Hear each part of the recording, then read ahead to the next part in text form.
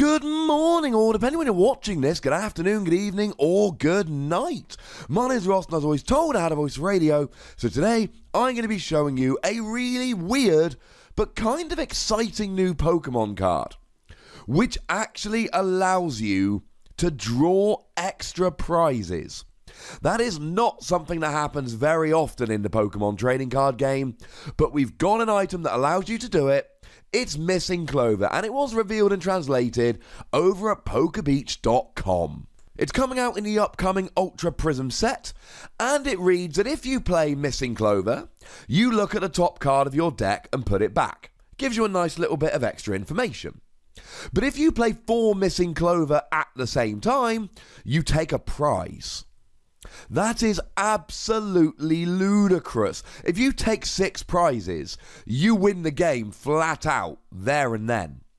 And yet, this allows you to have one of your prizes just by playing item cards, which really does give you a quite fantastical step up in the prize trade. The question really for this card is it actually any good? Is it a viable strategy, or is it just a gimmick that's kind of cool to think about and wonder what might happen? Now, the first thing to note is that playing it as a single card is really not very good at all. If you play Missing Clover, just a single version of them. By the way, the reason it's called Missing Clover, if you look, it's clearly 1 clover. If you add it up, as you can see in the background, it would make a 4-leaf clover, which are of course supposed to be very lucky. Taking an extra prize, that's pretty gosh darn lucky. So, playing 1, I'm not a huge fan of. You get to look at the top card of your deck, and okay, that's quite nice. But then again, it doesn't really do much for you. It is one of those, okay, but what if you look and you've got nothing on the board and you find out you're going to draw an Octillery? And you don't have a Remoraid on the board, you can't evolve up, you know you're drawing nothing next turn. Playing a single Puzzle of Time is just going to make you sad. Although as a side note, this is what I was saying about in my previous video. Don't do this. But if you now know you're drawing nothing, you could accidentally draw an extra card, you get given a prize penalty and you shuffle it back in, meaning you get a new top card. Don't do this, it's cheating, and if you're found to be doing it deliberately, you can be disqualified. But this was basically my reservation about the shuffle a card back in if you accidentally draw too many. Because if you know you're getting nothing because you've played a Missing Clover, some more nefarious individuals could be convinced. Just to be clear, it's cheating, you can get disqualified, don't do it. Plus, playing 1 Missing Clover at once just isn't good enough. If you really want to look at the top cards of your deck, you've got better options. How about Gallade, which is often played in Gardevoir decks, that lets you look at the top 4 cards of your deck and rearrange them. That sounds like fun.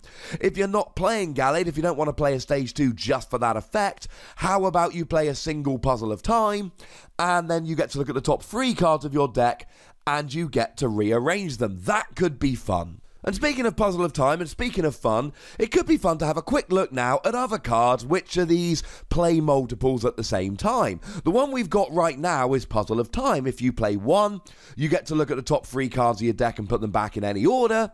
If you play 2, you get to put 2 cards from your discard pile into your hand. And Puzzle of Time sees play. In Tord Reklev's London International's winning list, I did a video about that the other day, check it out. I'll pop a link in the description. He played 4 Puzzle of Time, and the first effect is not particularly good, but the second effect is so good that it is actually worth doing so.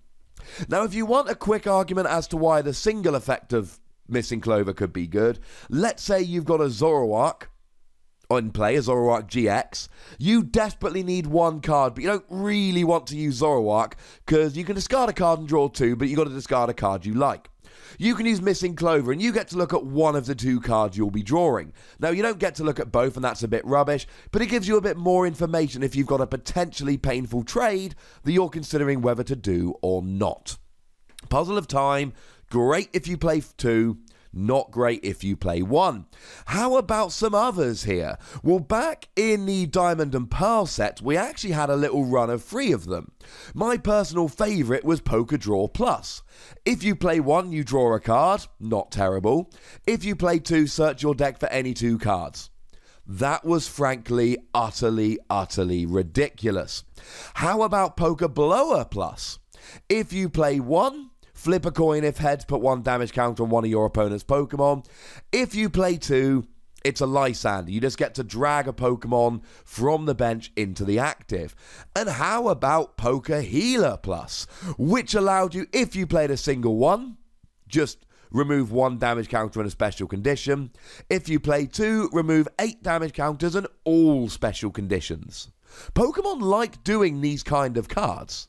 Missing Clover is just really the most extreme one we've had to date. Now, you're going to need a way to actually get this working. Trying to just randomly draw into 4 of them isn't going to work very often.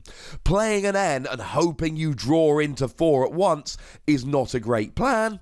And playing a Professor Sycamore is incredibly risky because you might end up discarding 1. And unlike Puzzle of Time, you can't just say, oh, well, maybe I'll draw into 2 later. If you lose a single Missing Clover, that's it. You've lost it for the game. You aren't being able to draw a prize. Now, one we got fairly recently was a combination of Oranguru and Looker coming in Sun and Moon 5. Looker allows you to draw the free cards from the bottom of your deck, and Oranguru allows you to put free cards from your discard pile onto the bottom of your deck. So the theory here, rather simply, is that you just play all 4 of these to draw a prize, and then you try and put them back using Oranguru, draw them with Looker, and actually take multiple prizes using Missing Clover. You could, along those same lines, play something like a Heatmore. Heatmore allows you to flip 2 coins for each head, put a card from your discard pile into your hand. Well, you know what? How about doing this with Missing Clover? If you get double heads twice, you get to draw a prize. It seems like a lot of work to draw a prize, but it's possible, and don't forget the Victini from Guardians Rising that will allow you to reflip those coins if you don't quite get the result you want the first time around. Although you could play Heatmore with Raichu and basically be paralysing when you have to, and when you don't have to grab something like a Devolution Spray, then you grab a Missing Clover. A little bit slower of a game plan. You're not trying to just Missing Clover every other turn, but what you essentially do is paralyse them constantly, and then every time you can afford to grab another card from your discard, you grab a Missing Clover. Although these Heatmore decks generally don't take many prizes, so if you find a Missing Clover prize, that could actually ruin this entire strategy. You can see I'm clutching at straws a little bit here, ladies and gentlemen, and that kind of sums up Missing Clover. It is not an easy card to use, but the reward is there if you can get it working. Now, one of the best things for Missing Clover is a card I've already mentioned. It's Zoroark Gx. Like I've said, you don't want to play an N and cross your fingers and hope you draw into 4 of them. What you really want to do is have 1 in your hand and use a trade. And hopefully when you use trade with Zoroark, you draw a 2nd, and then a 3rd, and then a 4th, and that is how you do this. Maybe if you're playing a heavy Zoroark deck, say a quad Zoroark deck, you play 4 Missing Clover, hoping that throughout the trades you get, sooner or later you end up with 4 Missing Clover in your hand, and you can use that to draw yourself an extra prize. You can use stuff like Octillery and Oranguru as well, but they're just not as effective because they're draw until you've got X number of cards in your hand, so they're best when you've got a small hand size, but you want to be stashing Missing Clover in your hand and then drawing into them later. So I'm not a huge fan of that. I really think Zoroark is the way to go here, drawing extra cards until you've got 4 in your hand. Ladies and gentlemen, Missing Clover is not a card that's going to be easy to use. But then again, neither's Puzzle of Time. Neither was Poker Draw Plus. It's not a card that you're just going to play and go, yeah, I win the game. But similarly, it is a kind of card where, if played at the right time, could put you ahead in the prize race and get you to winning. Jumping you ahead by a single prize can sometimes put you in a position from which you won't be beaten. I'm going to have to give Missing Clover 2 Wassies. And I know that's a low score, and I know it's a bit sad, and I know Missing Clover was actually revealed a couple of weeks ago, but you've seen how many new cards have been revealed in that time. I think Missing Clover, sooner or later, is a card that someone is going to use in a deck very effectively. I think with Zoroark it's got a little bit of potential. I think with Looker and Oranguru, it's got a little bit of potential. But honestly, I don't think many decks are going to be able to use it. Having one prized, discarding one with a Sycamore, there's so many things that ruin this.